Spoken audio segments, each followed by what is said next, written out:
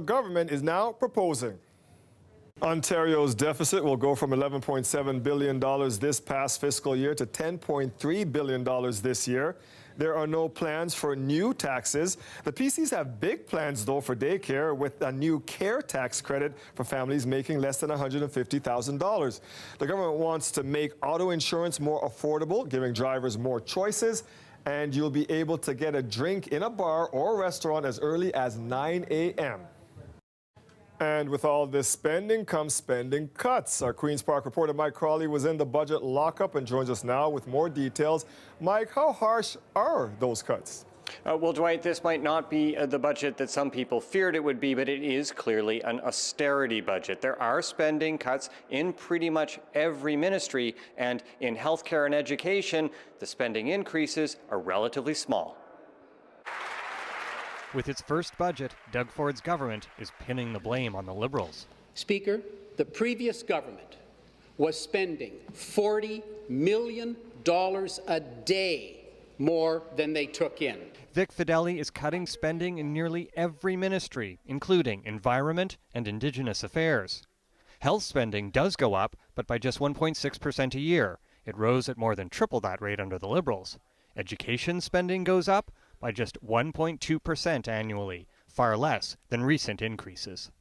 Under their watch. Despite all the noise the PCs have made about the importance of balancing the budget, they don't plan to get rid of the deficit until 2023, after the next election. Our path to balance in 5 years is a thoughtful and a measured approach to take. As first revealed by CBC News, the budget offers a partial tax rebate on daycare costs. For the average family, it'll work out to about $100 a month. Car insurance reforms are on the way. The PCs say they'll increase the range of coverage choices to help drivers reduce their premiums. Colleges and universities are in for a big change. 60% of their funding will be tied to what the government calls results. The PCs also want post-secondary courses to better reflect labor market demands. If you don't teach what we want you to teach, then you're going to get your funding cut. One thing that's not in the budget, a corporate tax cut. The PCs say they are canceling their promise to reduce corporate taxes by 1 percentage point.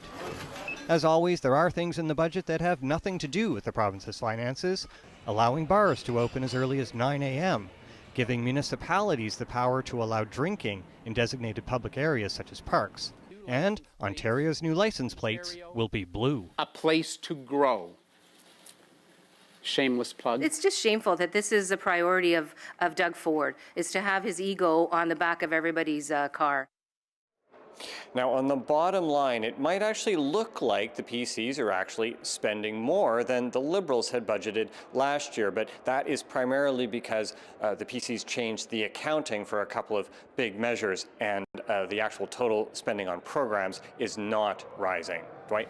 Well, Mike, we heard Minister Fideli, it's for the people, by the people. So how do the PCs then persuade the people that this budget is going to be good for them?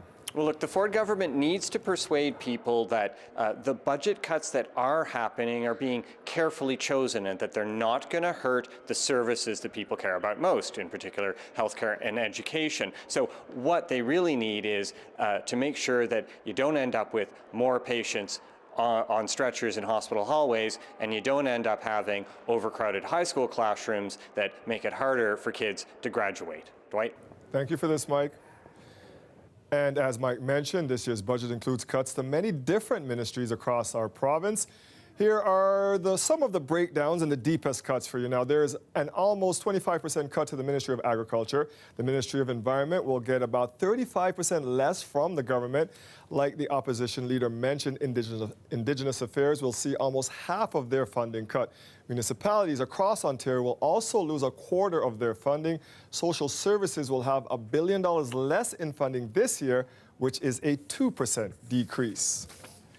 And we are learning more about the childcare tax credit the PCs have put forward. CBC Toronto first reported the credit for you last week. But today there are some surprises in the details. Lisa Shing joins us live now from Queen's Park. And Lisa, the PCs followed through on this promise. It was first promised by Patrick Brown, Dwight, and Doug Ford essentially adopted a lot of the details during the election. Does it feel? For any parent, the cost of childcare is a big expense, especially in big cities. For some parents, getting a spot in daycare can mean putting your name on a wait list when you're pregnant. Our government is investing in one of the most flexible childcare initiatives ever introduced in the province. Today, the province addressed both the issue of cost and the number of spaces available. Protecting what matters most transcends generations. The Progressive Conservative plan differs from the previous Liberal government's promise of free childcare for all preschoolers. Under the care credit, families could get a maximum of $6,000 for each child under 7, up to about $3,700 per child ages 7 to 16, and up to about $8,200 for those with a severe disability. That's about $1,200 on average per family. Families earning more than $150,000 aren't covered. The credit will apply to centers, home daycares, and camps. It certainly doesn't help secure us a childcare space at a nonprofit licensed center where we'd like to be, and it really doesn't help me get back to work. Because my husband and I both work, we're considered middle to upper income, so we don't qualify for much tax break at all. And so childcare for 2 of our children will still cost us close to $3,000 per month in childcare if we could get a space that we don't have. So the tax break is going to be a drop in the bucket at best. And the PCs are creating 30,000 new childcare spaces in schools. The opposition says the plan will erode the quality of care, pointing to the reduced regulations on childcare providers, like increasing the number of kids they can have in their care. This scheme is nothing but a rebate ripoff. It's not going to see a lot of high-quality, new childcare spaces that are licensed and affordable. It doesn't tackle the big problems that we have with childcare, and the biggest one is a lack of, licensed childcare spaces. That is a big question. That their parents are on waiting lists for high-quality licensed childcare spaces, and a tax credit doesn't do anything to tackle that problem. So families will be able to start claiming that credit starting next year. Advance payments will be available by 2021. Now, all of this will cost the government $390 million each year. Okay, Lisa, now the government previously announced anyone making minimum wage would get an income tax rebate. How will that then work with this new tax credit? Right, so that lift credit essentially nixes any income tax for families making under $30,000 a year. The government said today that it wouldn't affect this particular credit at all, actually, that they're two separate things. So theoretically, a family could be eligible for both, Dwight. Thank you, Lisa. Federal Liberal MP Adam Vaughan also at Queen's Park today, and he's slamming the PCs for not providing enough details. There are cuts to from our count, almost 13 different ministries that are global in nature with no specifics. So housing is being cut, the environment's being cut, post-secondary schools are being cut. We just don't know where or how or why. Vaughan was quick to draw a line between the provincial and federal Conservatives. He accused federal Conservative leader Andrew Scheer of making promises without concrete plans.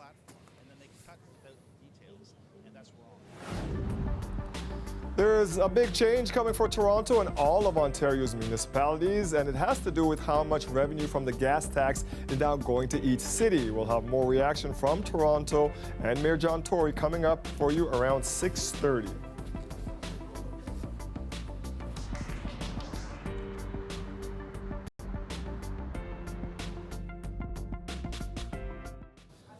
All right, this is the first budget put forward by the Ford government. The man behind it joins us live now, Finance Minister Vic Fedeli. We understand he's just miking up, and there he is. Minister Fedeli, thank you for joining us. Dwight, how are you? I'm good, sir. Fiscal conservatism, balancing the budget, a hallmark of your government. So why do Ontarians now have to wait till after the next election, 2023, for a balanced budget? Well, we're protecting what matters most, and that is healthcare, education, and the core services that our families value. So we will be balancing the budget in a thoughtful and responsible way in 5 years, while maintaining $26 billion in tax relief for families, businesses, seniors, students, and individuals. Let's talk about Toronto for a moment. You know, the Liberals wouldn't let the city government toll roads, but they said we're going to get money from the gas tax that was going to help the city's coffers. But now your government is taking that money away? Well, we are providing municipalities with other monies to help them begin to assess the issues and be able to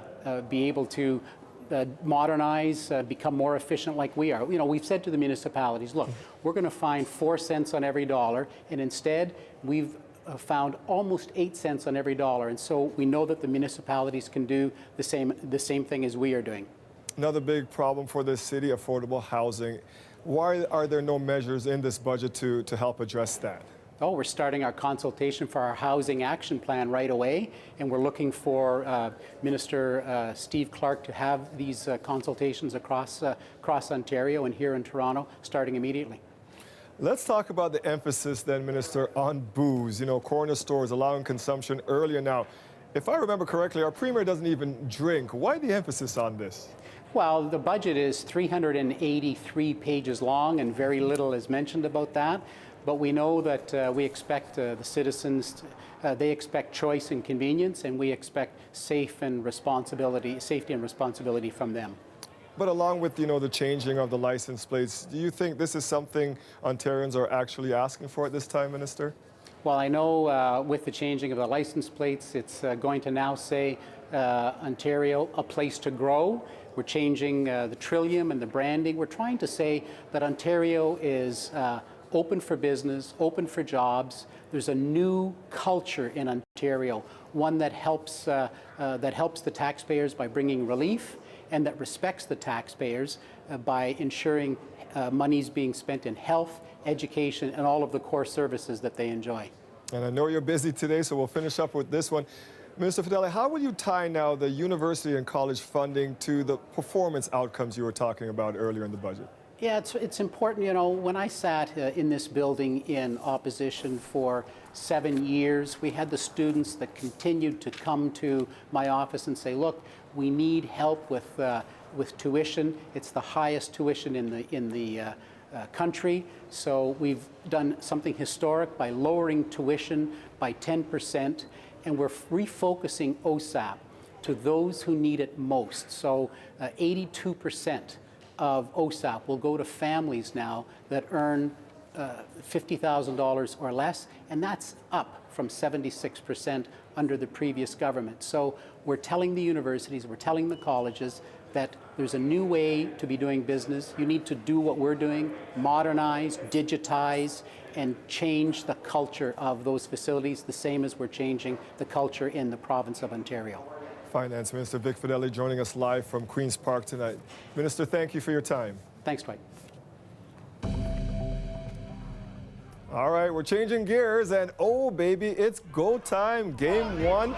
Leafs Bruins just under an hour away. Fans at Maple Leaf Square and the Buds themselves are ready for redemption. Chases after Zaitsev. Centering pass alone in front. Pasternak scores! Another heartbreak in Boston for the Toronto Maple Leafs. And the series is over. Boston moves on. I got no words, no words. A little emotional. Hope's a dangerous thing. Hope's a dangerous thing for the Leafs. It sucks, man, you know, like, but what can you do, man? You know, they choke. We're going to get you next year, Boston. Oh, the heartbreak, living it all over again. Our Leafs lost to Boston in Game 7 last year. So how is this team feeling ahead of tonight's series opener? Here's what they had to say after their morning skate. More confidence. I think we just feel like we've been here before. We've had that heartbreak, and we understand what that feels like, and we don't want it to happen again. So we're going to do everything we can to hopefully change the outcome this year. It's a different year. We're a different team. We did some things in the summertime, and I mean, like I said, we got a little more confidence in this room, and we're ready to play with it. I think it's just a new opportunity, and you know, whatever's happened in the past, I can't speak for the other guys, but you know, that's over with, and this is our opportunity now, and it's a great test. Obviously, it should be a heck of a series, and looking forward to it. They know everything about us. We know everything about them. There's nothing to hide. You get to look at the guy across from me, you say, I got to beat him. So coach and the players feeling confident, but how about the fans? Greg Ross is with them outside Scotiabank Arena. And Greg, the weather not dampening the spirits out there this evening, enthusiasm everywhere. Yeah, there is a lot of enthusiasm everywhere, particularly right here in Maple Leaf Square. These fans are so excited about the playoffs finally being here. It doesn't feel like playoff weather, a little chilly here tonight, but these fans are going to stand out here in this cold weather. I mean, the sun has come out. It's gotten a little better, but they're ready to watch some playoff hockey. Leafs Game 1 with the Boston Bruins. The same Boston Bruins that knocked the Leafs out in the first round of the playoffs last year. The same Boston Bruins that took 3 of 4 games from the Leafs in the regular season this year. They also won both games between these two teams in Boston throughout the regular season. So the Leafs still looking for that first win in Boston this year, and this would be a great time to get it. But despite all that nervousness, because of the fact the Leafs have to face a team that has had their number for the last few years, these fans are very excited, and that excitement has been building not just today, but all year since the Leafs were eliminated in Game 7 last year. Go Leafs, go! Go Leafs, go! They came early, What time did you get here today?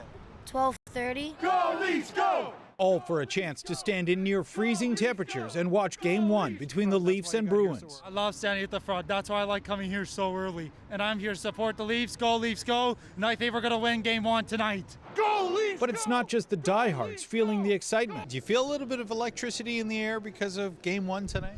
Yeah, it's incredible. There's Leafs jerseys all over the city.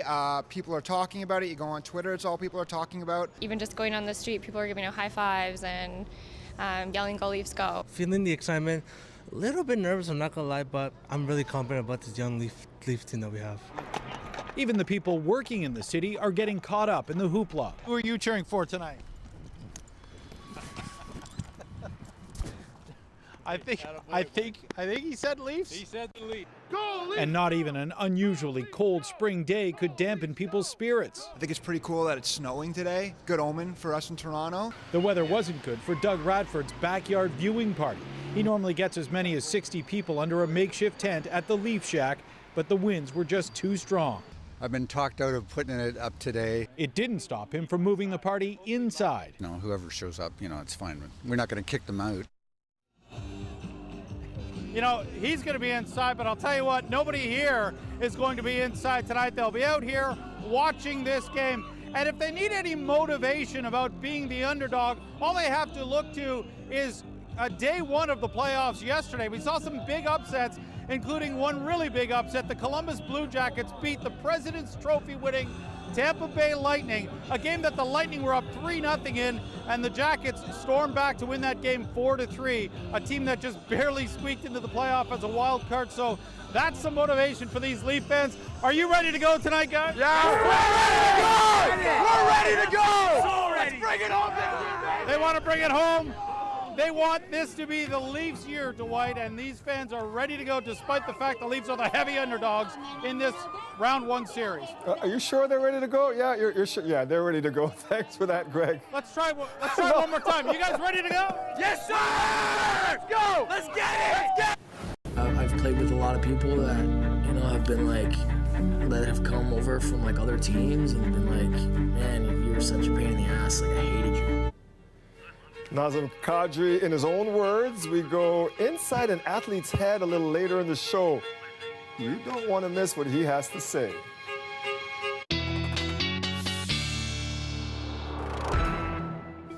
Bring your flurries, bring your rain, whatever you want. Listen, Maple Leaf Square party tonight. It doesn't matter the weather out there. The Leafs are ready to go, Colette. That's right, Dwight, but I do have apologies for Doug and his backyard party there, that he wasn't able to do that and had to take it indoors. I'm trying to channel, I'm definitely not wearing Boston colors tonight. I'm channeling my Leaf spirit here. And let's take this into the weather and see what we can do to kind of bring up some good spirits here, too. So I'm going to look forward a little bit. And as we look into tomorrow, we're going to see some warmer temperatures. I think everyone's going to be happy about that. Now, it is going to be wet and windy with the risk of even some thunderstorms in there. Then into Saturday, mild but breezy, but lots of sunshine. So there's some good things coming up, especially that it will be warmer tomorrow. And in terms of the weekend, Sunday is going to be a little cool and rainy. It's good weather to be indoors watching, whether it's playoffs or Masters or whatever you might be doing. But of the weekend, Saturday is going to be your better day, and it is going to be a very nice day. For now, though, what we're contending with, freezing rain warning well to the north of us, but there's a special weather statement that has dropped, even for York Durham included in this, because of that little bit of freezing rain that's been going through. So that slickness on the roadways, that is lifting off to the north and east of us. We're going to be seeing a drying trend, even the clouds breaking up a little bit, but right now it's only 1 degree. You can knock 5 degrees off of that in terms of how it feels with the wind chill. But as we go into tomorrow, the winds change direction around to the south. It will be breezy, but it's going to pick those temperatures up even through the overnight hours. We're going to see the temperatures rising. We will have to take some rain showers and maybe the odd thunderstorm tomorrow, Dwight, as well with this, but the temperature going up to about 15 degrees. We'll take it. Thank you, Colette. You're welcome. I don't know what's happened, but I just hear the scream of the lady.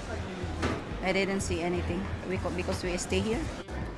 A woman is stabbed to death in the PATH system. Now the hunt is on for a suspect. What we know about the victim, who was called a ray of sunshine, coming up. But first, this sets a dangerous precedent for all media organisations and journalists in Europe and elsewhere around the world. dragged out, arrested, and indicted. Julian Assange's years of seclusion inside the Ecuadorian embassy in London are over. Now he's charged with hacking a government computer and could be extradited to the U.S. Details on today's major developments coming up next. The weather update is brought to you by Train Extreme Conditions Testing. It's hard to stop a train, really hard. Train, the most reliable heating and cooling brand.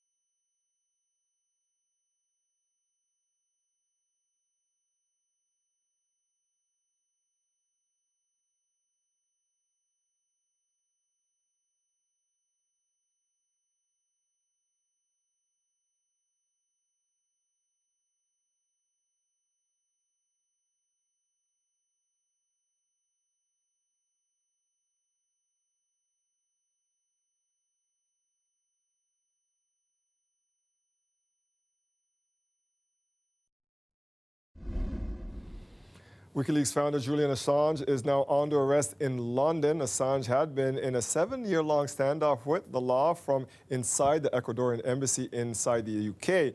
He's been found guilty of skipping his bail by a British court. That carries a maximum of 12 months behind bars. Renee Filipponi has more now from London.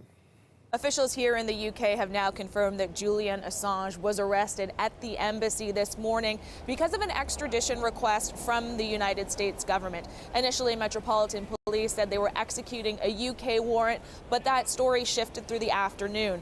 Lawyers for Assange were clear from the beginning that this had to do with the American government wanting him to face charges for the thousands of confidential documents he released through WikiLeaks. This is video from this morning when the police arrived to arrest Assange, taken by Russian television. If you listen closely, you can hear him yelling, "The UK must resist."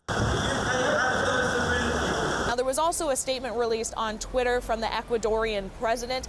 It was his government that made the decision to allow the police in to arrest Assange, and that had a lot to do with the fact that the relationship between Ecuador and Assange had become very tense. There were allegations from the president that Assange was leaking information about him, and then there were allegations from Assange that the Ecuadorian government was spying on him. Here is what the UK Foreign Secretary had to say about the arrest today. Well, what we've shown today is that no one is above the law. Julian Assange is no hero. He is hidden from the truth for years and years. This will now be decided properly, independently, by the British legal system, respected throughout the world for its independence and integrity, and that is the right outcome. There has been a lot of reaction to the decision today to arrest Assange. Supporters here at the embassy had this to say. Well, I mean, I was shocked because I'm a local, and so I've kind of walked by here, and I've spoken to some of the activists here, and and it's finally happened now after 7 years. 7 years of taxpayers having to pay for armed police to watch over this embassy. WikiLeaks also issued its own statement saying the move by the Ecuadorian government is a breach in international law. There are even comments from U.S. whistleblower Edward Snowden that says this is a dark day for press freedom. Renee Filipponi, CBC News, London. Assange's next legal battle will be against extradition to the U.S. He's accused of conspiring with former U.S. Army intelligence analyst Chelsea Manning to break into a classified government computer at the Pentagon. And that's why many lawmakers in the U.S. are applauding his arrest today. He's never been a hero. He released classified information that put our troops in danger, and equally important, those who came to our aid in, I think, Iraq and Afghanistan. Assange has also been under the U.S. Justice Department's scrutiny for WikiLeaks' role in publishing government secrets. And he was an important figure in Special Counsel Robert Mueller's Russia probe. The investigators were looking into how WikiLeaks got its hands on emails stolen from Hillary Clinton's presidential campaign, as well as Democratic groups. What does the province's new budget mean for Toronto? Well, it's big on booze and short on concrete plans for housing. I'll tell you how Mayor John Tory is reacting to that coming up.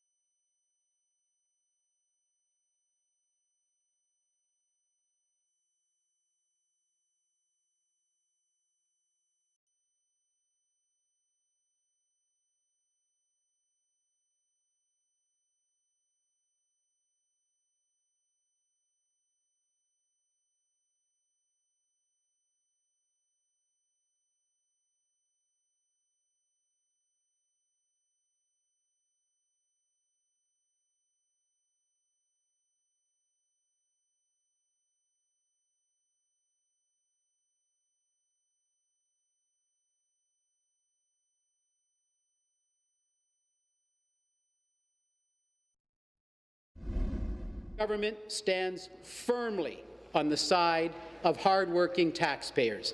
That's why Budget 2019 contains no new tax increases. So what does this all mean here in our city, Toronto, the PC's first budget, leaving some questions about affordability in the big city? The province scrapped a planned hike in gas tax revenue for Toronto and amid a housing crunch offered few details on plans to produce supply. City Hall reporter Lauren Pelly joins us live now. And Lauren, amongst all these questions, we do know a couple of things that the city will get, including Cirque du Soleil at Ontario Place. Well, Toronto could be a very fun place to live as part of these ideas in the provincial budget, but that's, of course, if you can afford to live here. Now, we learned a few things, particularly on the booze scene in Toronto. There's a lot of entertainment value for the city, things like some big alcohol policy changes that could lead to you being able to tailgate after a game at BMO Field, as well as being able to drink in parks in the city if City Council approved that. There's also that multi-billion-dollar subway expansion we told you about yesterday, including a new substitute for the Relief Line. They're calling it the Ontario Line, a 15-kilometer stretch that would end at a stop at Ontario Place. And that is a big focus for this government right now, is bringing Ontario Place back to public consciousness. It's set to undergo a big transformation. The Ford government wants to make it, and I quote, a world-class, year-round destination.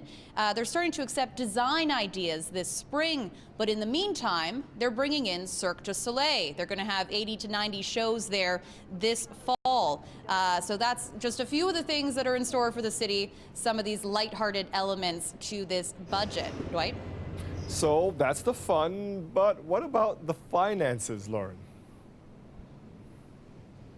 Well, that's where there's a bit more concern from here at City Hall. So the province is scrapping a planned hike to municipalities' share of the gas tax revenue. That was starting soon, thanks to the previous Liberal government. It was a bit of a consolation prize to Toronto after Premier Kathleen Wynne, the former premier, scrapped Mayor John Tory's request for road tolls. So this was a bit of a plan B, but it was expected to bring in $1 billion in revenue to city coffers over the next decade. So not surprisingly, Mayor John Tory was not thrilled about this news today. Take a listen. And we had budgeted, as other municipalities had, I'm sure, for much of that committed increase to go towards the state of good repair for the TTC. Subway car overhaul, bus overhaul, these are the kinds of things that this gas tax increase, which was to step up over the next few years, was to pay for. Now, another huge area of focus here in Toronto is housing. The housing market obviously has been quite challenging for people, whether you're trying to rent or to buy with the sky-high prices. There's also a years-long wait list if you're looking for supportive housing. But if you were looking to this budget for answers on what the province will do to ease Toronto's housing crunch, you won't really find them. There were some details in there about developing a plan to boost housing supply and another plan to support people who are struggling to find affordable places to live. What we don't know is exactly how many dollars could be flowing. All of those details could be coming out later, and that was also a concern for Mayor John Tory today. They need to make up for lost time during the course of 2019.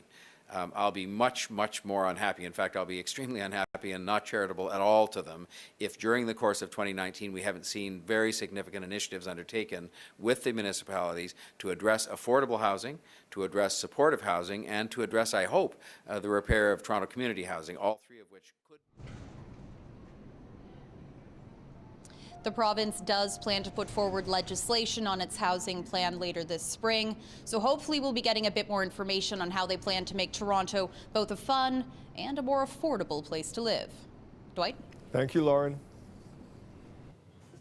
And of course, we have all you need to know about today's provincial budget.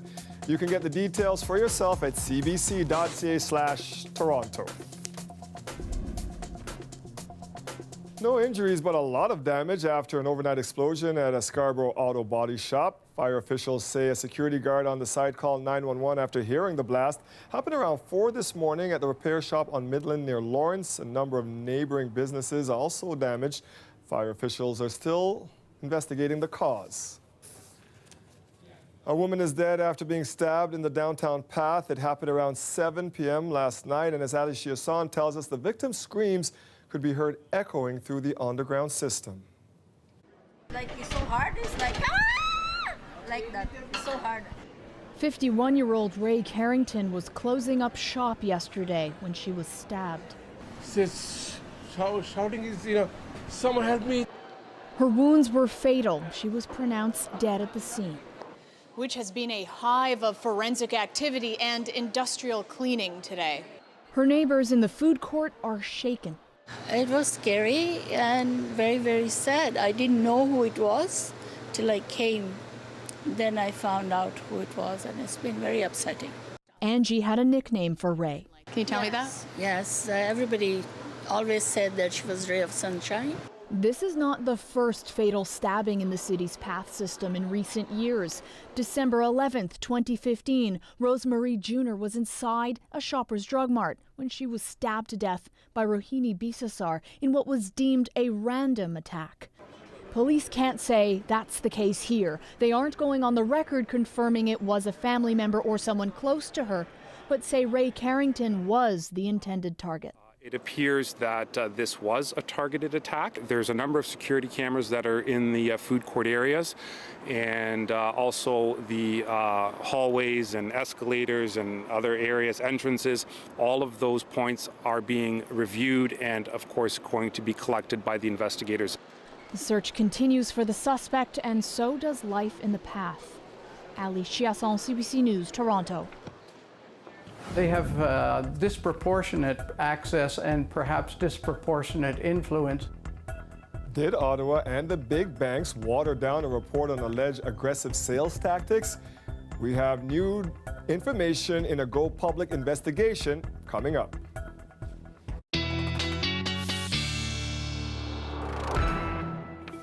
Now, Colette, I heard a lady out there complaining about snow today because some stuff was coming down. I wanted to tell her that Colette says that's not snow.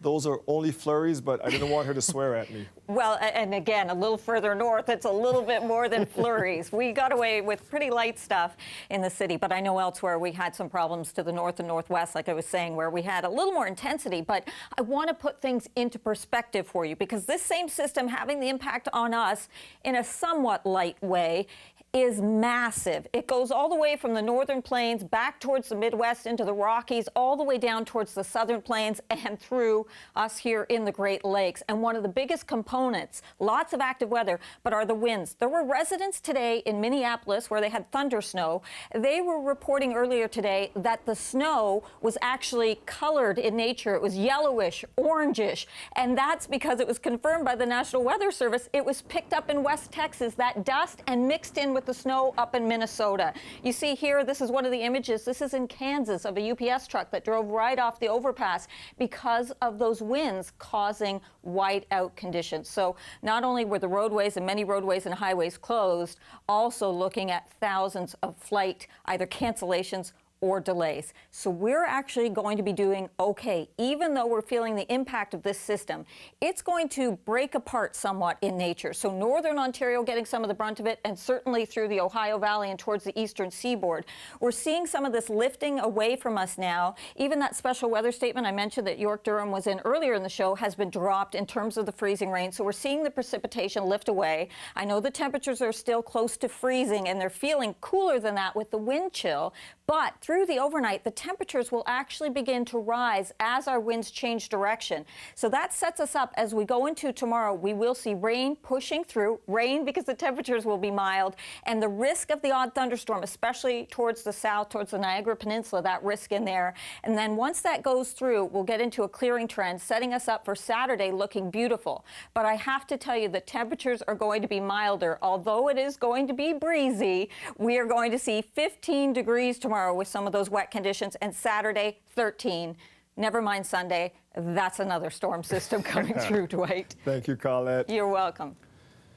The Raptors and the Orlando Magic will open their NBA playoff series Saturday, and for Kyle Lowry, it means casting aside the regular season and keeping focused on the prize.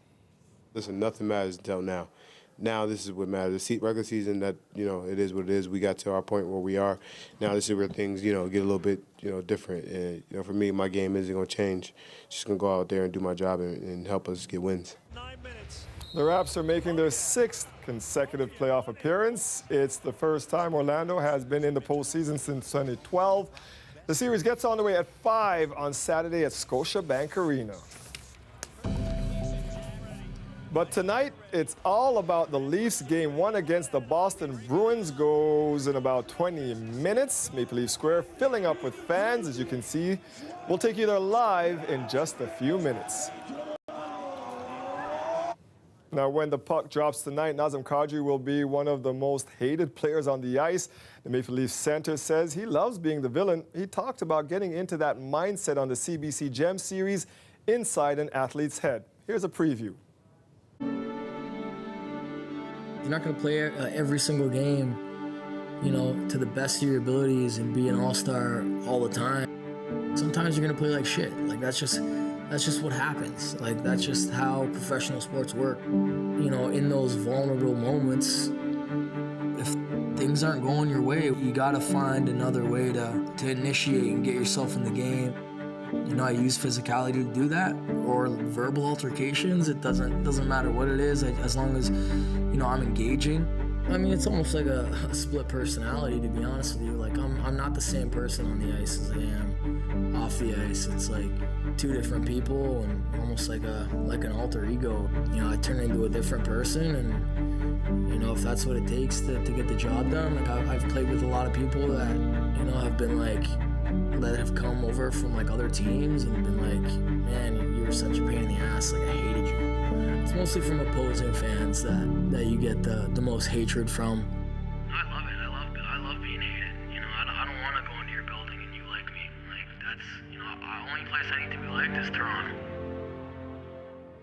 And Toronto likes you, kid. You can stream the full episode of Inside an Athlete's Head on CBC Gem.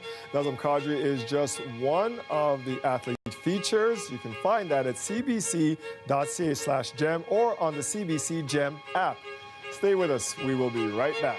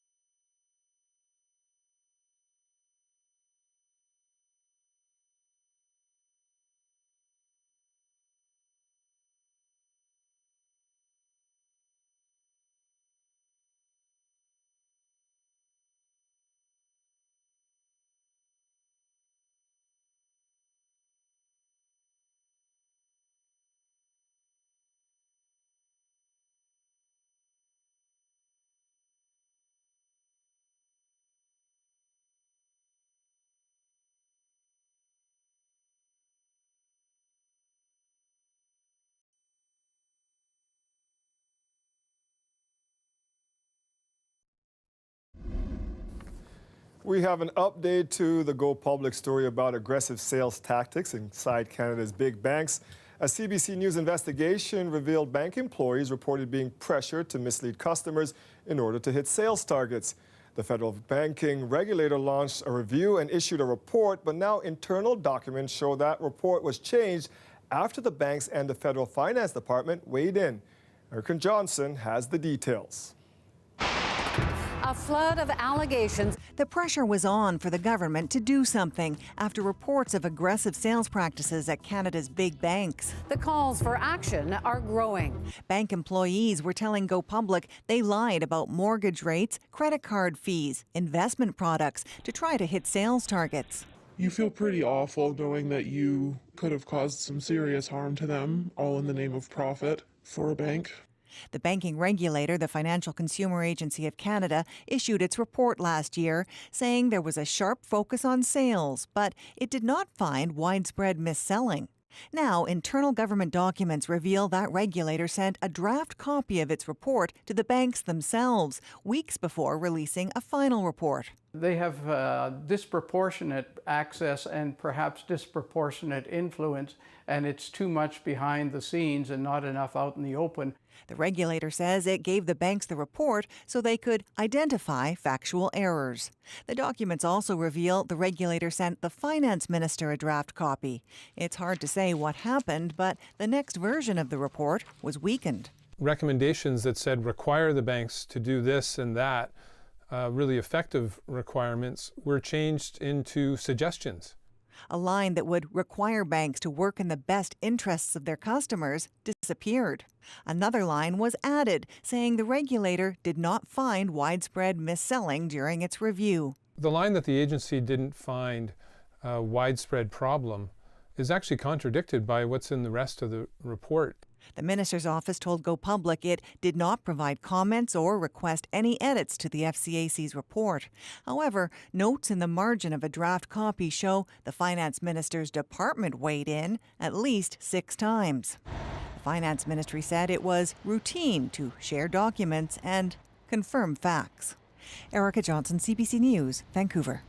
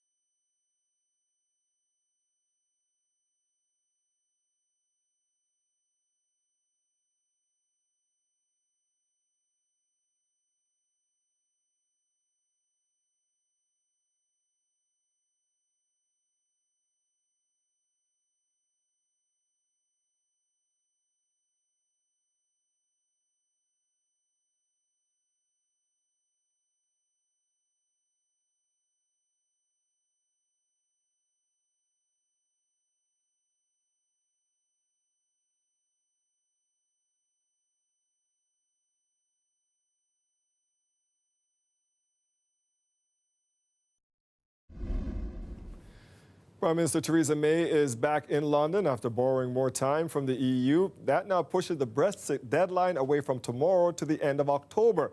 But there's little sign the extra time will help break the impasse within the deeply divided UK Parliament. Thomas Daigle has more now from London. Well, Theresa May has gone from pleading with European leaders for an extension to Brexit to now demanding help from MPs back home in London. She is trying to make the best of this new Brexit delay up until a new deadline of October 31st, though she is adamant that the UK could still leave with a deal before then if indeed British MPs approve her withdrawal agreement. Now, she says talks with the opposition Labour Party continue. She is trying to reach a consensus that could get the approval of the majority of the House of Commons, but that still appears to be out of reach. She still intends to put her 3 times defeated withdrawal agreement to a 4th vote, and she gave MPs this message once back in London today. Mr. Speaker, I know the whole country is intensely frustrated that this process to leave the European Union has not still been completed. I never wanted to seek this extension, and I deeply regret that we have not yet been able to secure agreement in this House for a deal that would allow us to leave in a smooth and orderly way. Now, to be clear, there is no obvious path forward for Theresa May. She has told MPs to think about what to do next during their Easter break, which begins this evening. She still intends to get that withdrawal agreement approved and says that perhaps Britain could indeed leave the European Union as soon as the end of May and avoid European parliamentary elections 3 years after Britain voted to withdraw from the European Union. To quote Theresa May today, "This is not the normal way of British politics." Indeed. Thomas Dagg, CBC News, Brussels. Okay, here we go, Leafs Nation. Game 1 just minutes away. We'll bring you to Maple Leaf Square to get you ready for tonight's game next.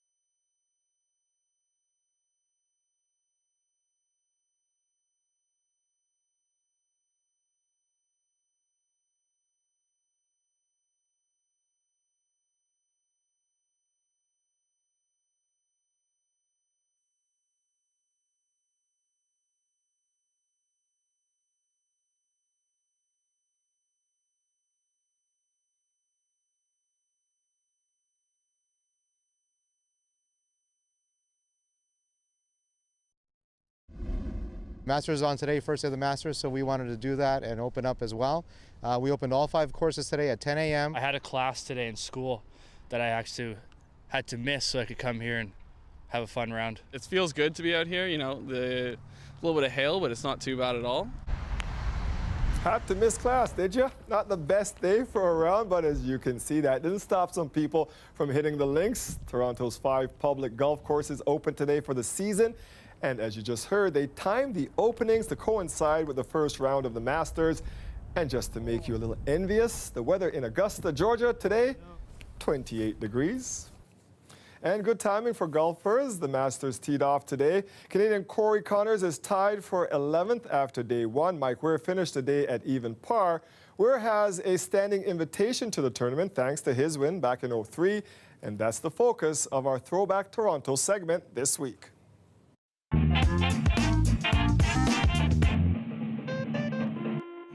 Mike Weir gave a masterful performance this week in 2003. The pride of Brights Grove, Ontario, was awarded the green jacket by none other than Tiger Woods after a one-hole playoff, with an entire country holding their breath for his final putts, like these fans at Wayne Gretzky's. He'd missed his first attempt, but just needed a tap-in to win.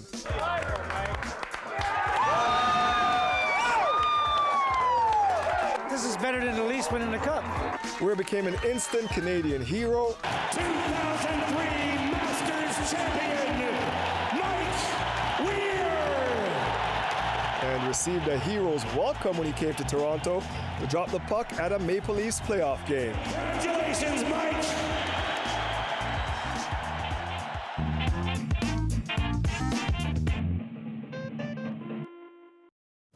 Now our Leafs are hoping the recent past won't repeat itself tonight. The team is just minutes away from Game 1 of the playoffs against the Bruins, who've bested them in their last 2 playoff meetings, as we all know. Let's head back to Greg Ross now at Scotiabank Arena. And Greg, you caught up with a Leafs super fan today.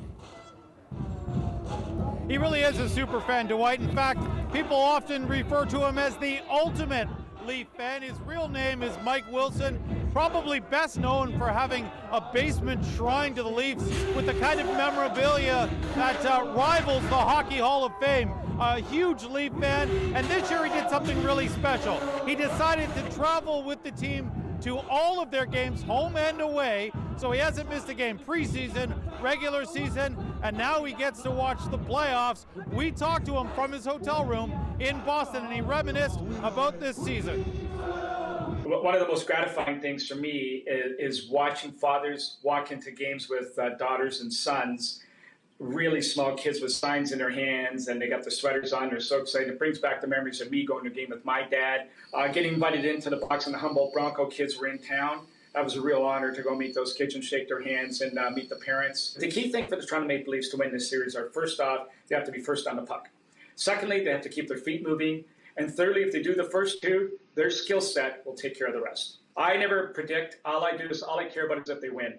Everybody sends me notes saying, I hope you get a great game. I couldn't care less if they get a great game as long as they win. Let everybody else play great games. We'll play a crappy game and win 1-0. We just need one shot. So he'll be at the game live in person tonight in Boston. Thousands more fans will watch from Maple Leaf Square here. Dwight, it's the Leafs and Bruins. Tonight is Game 1. Thank you, Greg. So last year, I was trying the blue and white thing. It didn't work. Colette's got us covered this year. This is the Lucky Leafs colors. Now you're really No, but if we win tonight, go Leafs, go. I'm going to say it's the dress. That's our show for tonight. Here we go, folks. Game 1, Leafs versus Bruins.